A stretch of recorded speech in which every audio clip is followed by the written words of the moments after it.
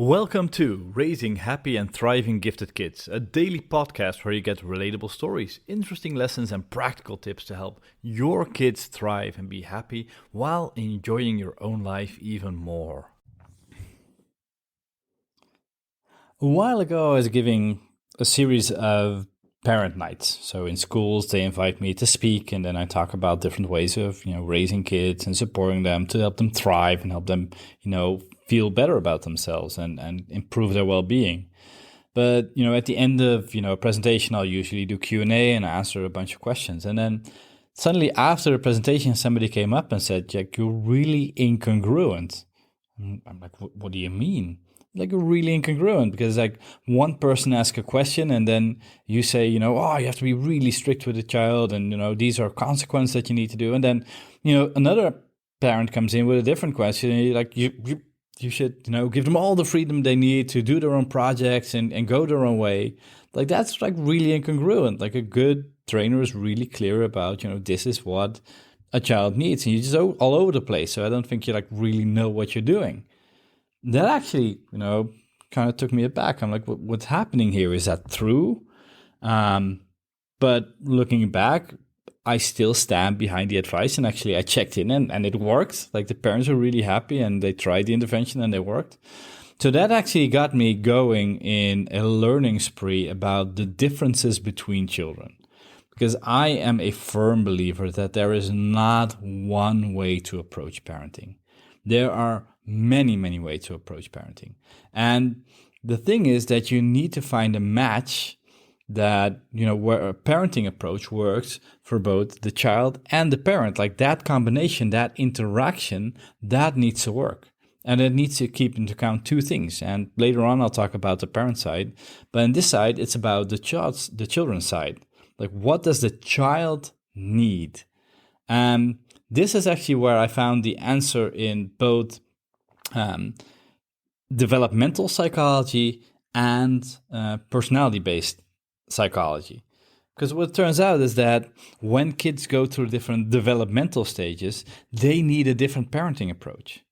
At some point in parenting, kids might need a much more clear, rigid, structured approach to their life. I mean, you're not going to tell a 2-year-old, here is, my credit card with all the money that we have on it, and, go into the mall and, take care of our dinner. Because probably they're not going to take the first turn into the supermarket buying food, but probably going to take the turn into, a toy store buying whatever's available there. And that's actually very natural, healthy behavior for a 2 or 3-year-old if they even understand the concept of a store in the first place. But these are smart kids, they get it. While at a different point in their development, they might need a lot of, freedom to develop their autonomy and to go into kind of like a trial error-based learning.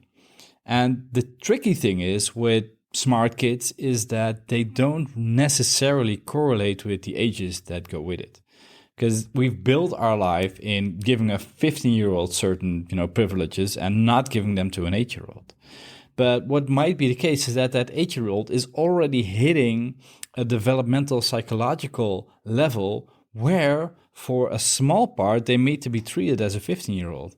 And sometimes the other way around. Some kids have this, what they call asynchrony with them, that they might be chronologically 15, they might be, you can treat them as a 20-year-old in terms of like cognitive thinking power, but in terms of self-regulation, they might be more akin to like a 9 or a 10-year-old.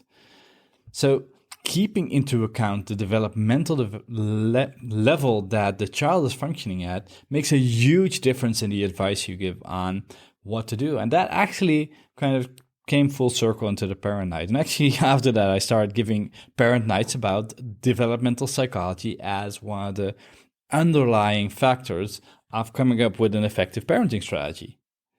So, and maybe even look at your own kids. If you've got multiple kids, you will recognize it. If you would do exactly the same with 2 kids, you will get a different results.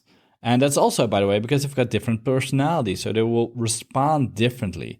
If we, I don't know if you remember from a long time ago, the difference between the successful adjusted gifted, who will very much look at the outside world for guidance, they will respond very differently from you coming up with some, a new task or new criteria or new demands from the autonomous, kid who is a self-directed learner.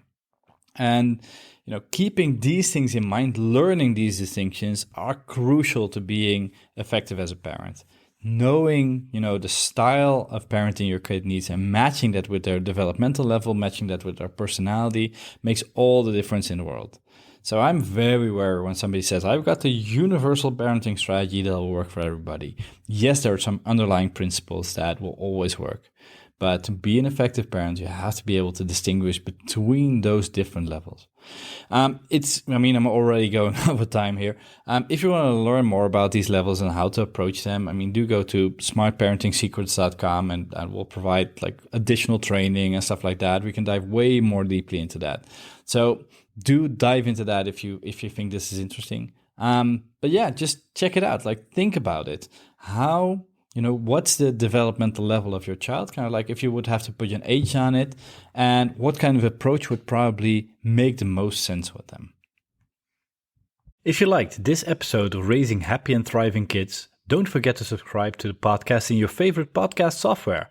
And if you want to dive deeply into all the things you can do to help your kids thrive, be happier while making your own life more enjoyable, go to smartparentingsecrets.com, where you can get free additional training. Hope you enjoyed this episode, and as always, bring out the best in yourself and each other.